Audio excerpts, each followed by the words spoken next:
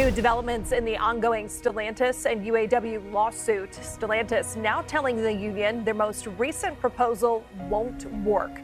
We have got big news, folks. Looks like the CEO of Stellantis is actually shutting down 4 brands under the Stellantis umbrella, and the United Auto Workers from all over the country are striking back. You know what that means, right? Chaos. See, this is not just about a company falling apart. It goes way beyond that, and the implications are huge. So what will the union's response be, and which brands are shutting down exactly?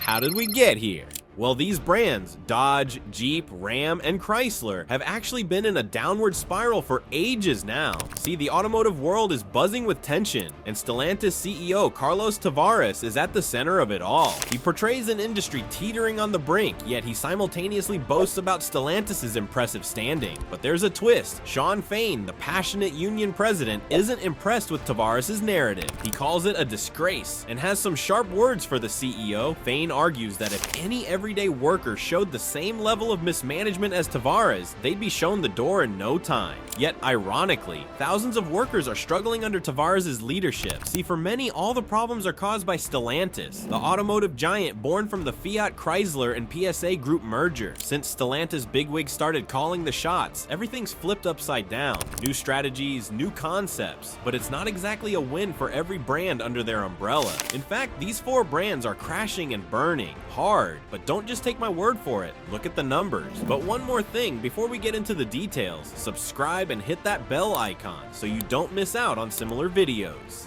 Death of a legend. Brace yourself for a gut punch, folks. Stellantis brands are in a world of hurt. Jeep, Dodge, and Chrysler, their sales have taken a nosedive. We're talking a staggering 39% plunge in just 5 years. And Dodge, they've seen a mind-boggling 67% drop since their 2013 peak. Even Jeep is limping, down 44% from its 2018 glory days. In 2023, they only moved 642,924 vehicles, their worst showing in over a decade. These sales woes? They're sending shockwaves through dealerships. Buyers are looking elsewhere, and new vehicle launches are fizzling out fast. Now, let's talk about the elephant in the room. Inventory. Stellantis is drowning in unsold cars, 1.4 million of them to be exact, as of March 2024. They ramped up production to combat supply chain woes, but when demand slipped, bam, stuck with a massive surplus. To make matters worse, a ton of these vehicles are yesterday's news.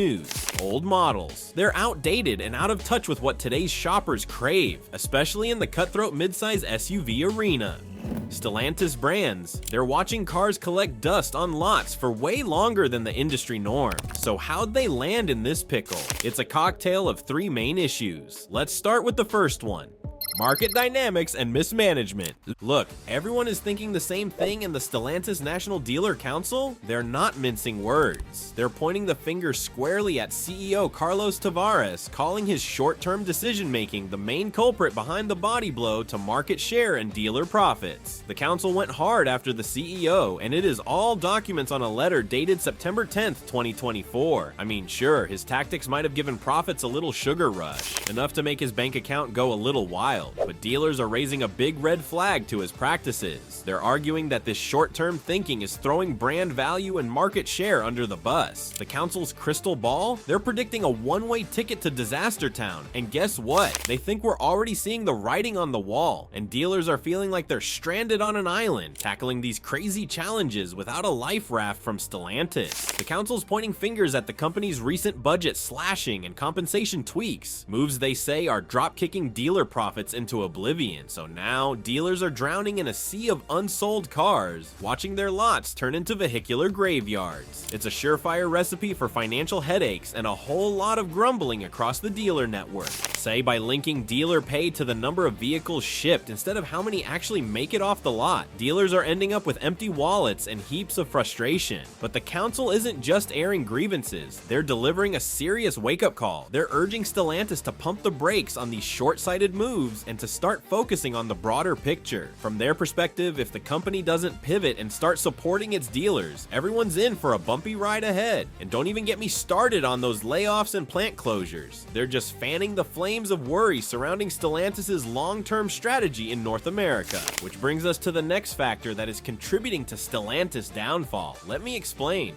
Layoffs and consequences. Things are really heating up over at Stellantis, and it's not just the dealers feeling the pressure. Their employees are getting the raw end of the deal, too. These looming layoffs aren't just a blip on the radar. We're talking about a massive shakeup that's going to ripple through families and communities. Just imagine being part of that workforce and getting hit with this news. It's enough to make your stomach churn. Let's talk about the Sterling Heights assembly plant, where nearly 200 workers just got the axe, effective September 28, 2024. We're talking about 177 supplemental employees and 14 full-time staff members who suddenly found themselves out of a job. The company cited intense external market conditions as the reason, which is a fancy way of saying they're feeling the heat from a fiercely competitive automotive landscape filled with fluctuating demand and rising costs. But that's just the tip of the iceberg. Over at the Warren Truck Assembly Plant, Stellantis has dropped another bombshell. They're planning to lay off up to 2,450 workers. And get this, these layoffs are expected to kick off this month. What's driving this? The discontinuation of an older version of the beloved Ram 1500 pickup.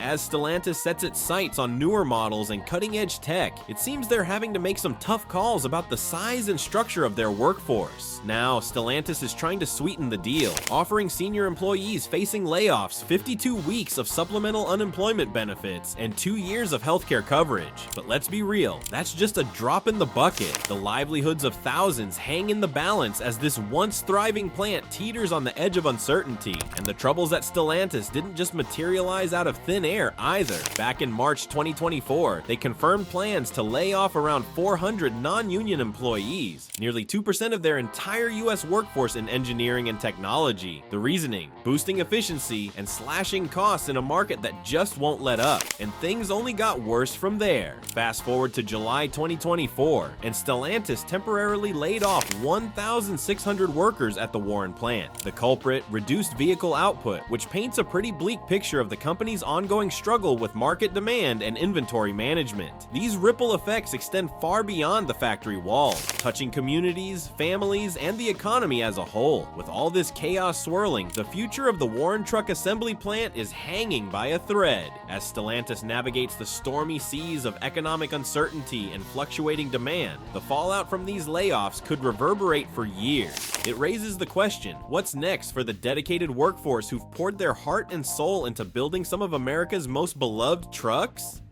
The road ahead looks rocky, and you can bet a lot of eyes will be glued to this unfolding saga. But the Auto Workers Union president, Fain, is making one thing crystal clear: what affects one of us affects all of us. He's not just talking about job security either. He's hinting that if things don't change, we could be looking at a national strike. Now that's some serious business. Fain is straight up confronting Stellantis, demanding to know what they're going to do about this mess. Sure, the company claims to be committed to innovation, with plans for electric versions of models like the Jeep Wagoneer and the Ram 15 REV at their Sterling Heights plant. But how can they justify cutting jobs while supposedly embracing the future? It begs a crucial question: are these investments actually going to protect existing jobs or just shuffle roles around? The truth is, there's no clear indication that these moves will lead to job growth in Metro Detroit. Meanwhile, longtime employees are feeling the strain as they watch their colleagues face an uncertain future. As one worker put it at a recent rally, "We're all feeling this. It's a tough time to be part of the auto industry, that's for sure." The mood among Stellantis workers is nothing short of tense. It's like a cocktail of anxiety and uncertainty, shaken and stirred by last year's hard-fought wage negotiations. Remember that big strike led by the United Auto Workers? Well, the temporary hope it sparked seems to have been snuffed out, replaced by a growing sense of dread. These workers are wondering what the heck is going to happen next as the company struggles to stay afloat. Take Cooper, for example. He leads a team at the Toledo Assembly Complex, and he's painting a pretty grim picture of the workforce morale. According to him, it's reached a new low, with seasoned employees warning about the possibility of plants moving to Mexico. Why? Soaring labor costs in the US are making that move look more and more tempting. As the sales numbers keep tumbling, those warnings are starting to feel less like concerns and more like an impending reality. The threat of job losses is hanging over the plant like a dark cloud, turning day-to-day work into a nerve-wracking experience. months. And then there's Lori Naylor, who works in the chassis department at the Warren Truck plant. She's sharing similar sentiments, expressing sheer frustration and fear about the precarious position so many of her colleagues find themselves in. The anxiety is palpable, especially among those worried about supporting their families in the face of looming layoffs. Naylor's particularly concerned about the younger workers, the ones with less seniority who are the most vulnerable in this ever-changing landscape of job security. She's even feeling bitter about that recent contract ratification, feeling like it fell short of addressing the crucial issue of job stability. And let's not forget Pinson, another employee who's experienced firsthand the chaos these changes can bring. He suddenly got reassigned to a warehouse position in Detroit without any warning, completely disrupting his routine. His workdays got stretched out uncomfortably long, forcing him to leave home at the crack of dawn for a brutal 5 a.m. shift. Talk about a commute nightmare. Luckily, he's managed to get back to his original role, but the uncertainty is still staring him in the face, especially with those pesky layoff rumors swirling around. Alright, now you gotta be wondering, where's the union in all of this? What are they doing to help these workers? Well, let me tell you, the United Auto Workers are not messing around. They're stepping up to push back against Stellantis and their corporate shenanigans that threaten the livelihoods of their members. This isn't just about job losses, it's a vital fight to keep workers safe and secure in their roles. And leading the charge is Shawn Fain, the union president. Fain hasn't held back, calling out CEO Carlos Tavares as pathetic for giving himself a 56% pay increase while workers are getting the boot. He's made it crystal clear that the company needs to start putting its money where its mouth is when it comes to the workforce. The American taxpayer has invested in Stellantis. Workers have invested in Stellantis. It's time for Stellantis to invest in us, Fain proclaimed. This guy is not messing around. He wants real job security guarantees, not just fancy corporate investments. And the workers' union is rallying its members, organizing demonstrations and meetings to boost morale and show their unity. For workers like Lori Naylor, who's feeling absolute utter fear about supporting her family, the union is a vital source of strength and reassurance. They're committed to amplifying the voices of their members, making sure they don't get lost in the shuffle as Stellantis shifts towards electric vehicles. This is a fight for accountability, and the union is making it clear that Stellantis needs to follow through on its promises to the people who've poured their hearts and souls into building these vehicles. It's not just about dollars and cents, it's about the lives and communities that depend on these jobs. As the union president Michael Spencer put it, these layoffs are like a shock wave through local economies, leading to sky-high unemployment and families struggling to make ends meet. It seems like the decision makers at Stellantis really don't know what they are dealing with. And it is not just about the workers, I am talking about their product. And this is the final and third reason for their failure. So let's talk about it in detail. Bad product, and the company is phasing out the beloved V8 engines in favor of a new turbocharged inline-6 called the Hurricane. This shift is part of Stellantis' broader initiative to boost fuel efficiency and lower emissions. But not everyone is cheering. Longtime Dodge and Ram fans are feeling skeptical about this switch to a smaller turbocharged engine. They're worried it could dampen the raw power and performance they've come to expect from these iconic brands. After all, when you think Dodge or Ram, you think muscle car roar. And it's not just consumers who are hesitant. The market reception of the Hurricane engine is still up in the air. While it promises quicker throttle response and impressive efficiency, thanks to advanced turbochargers and fuel injection, some critics argue it could alienate buyers craving that classic V8 experience. This engine swap is proving to be a delicate balancing act for Stellantis. They need to keep power levels high while also appeasing the eco-conscious crowd. But will buyers embrace the new tech, or will they stubbornly cling to those beloved V8 rumbles? Only time will tell. Meanwhile, Stellantis' dealers are feeling the heat. The company is lagging behind competitors when it comes to ramping up incentives and discounts. This is putting Stellantis dealers at a serious disadvantage, leaving them stranded in a tough sales climate. The financial strain is mounting as dealers grapple with unsellable inventory piling up. Without strong support from the manufacturer, many are reporting crippling costs just to hold on to all that unsold stock. Imagine the stress of watching your lot gather dust. The National Dealer Council is now pleading with Stellantis to step up its incentive game. They need help clearing out this excess inventory and giving buyers a reason to pull the trigger. If Stellantis doesn't act fast, dealers fear their profitability could take a nosedive. To make matters worse, Stellantis has responded to slumping sales by hiking up vehicle prices. With models like Jeep and Ram seeing steep declines, the company is trying to protect its profit margins. But this strategy is backfiring, and remember, the dealer council was warning about this. See, affordability concerns are scaring away potential buyers in today's economic climate. Who wants to shell out more for a car when budgets are already tight and interest rates are sky high? Consumers are getting pickier about where they spend their hard-earned cash. So can Stellantis turn this around before they steer themselves into an even bigger mess? Well, let's look at each of the brands under them to get a better understanding. Jeep. Jeep is in a tough spot, my friends. This iconic off-road brand known for rugged adventure has hit a major speed bump.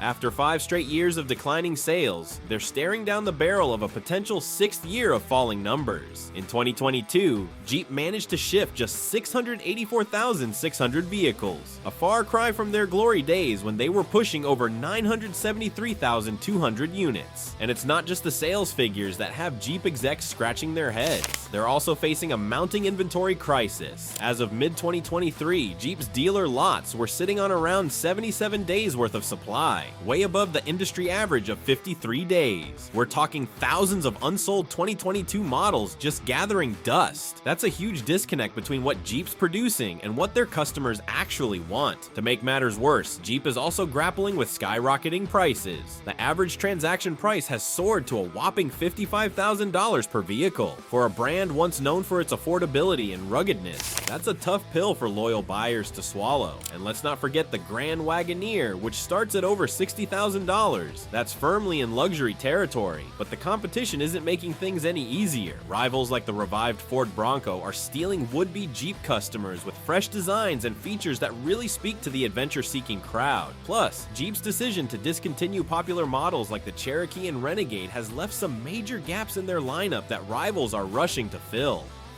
Jeep's CEO, Antonio Filosa, isn't backing down though. He's got a turnaround plan in the works, focused on slashing prices across the board and doubling down on their marketing to reconnect with consumers. Filosa believes the worst is behind them and that upcoming new product launches will help Jeep regain its lost momentum. But the reality is that the road ahead is far from smooth.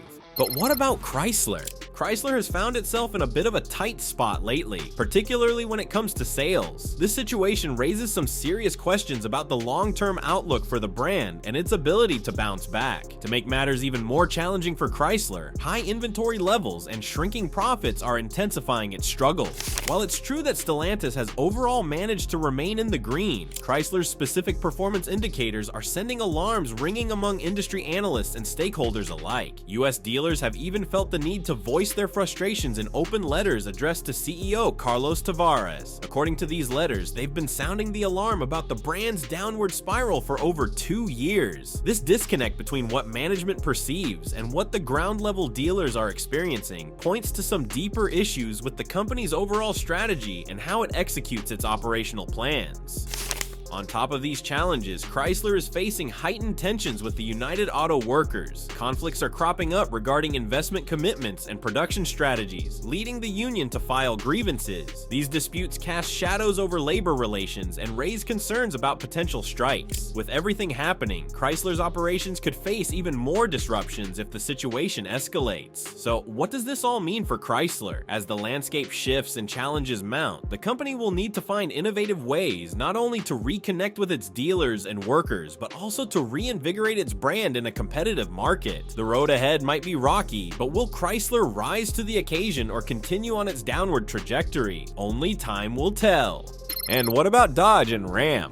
Dodge and Ram find themselves in quite a tight spot in the ever-changing automotive market. It's not just a slight bump in the road. We're talking about a sharp drop in sales that has left their future looking a bit uncertain. In fact, the first half of 2024 has seen Ram's sales plummet by a jaw-dropping 19.5%. That's around 45,000 fewer trucks hitting the roads compared to the same period last year. What makes this situation even more eye-opening is that the entire full-size pickup truck market only dipped by 2.5% in the same time frame. This stark contrast shines a glaring light on Ram's ongoing struggle to keep pace with heavyweights like Ford and Chevrolet.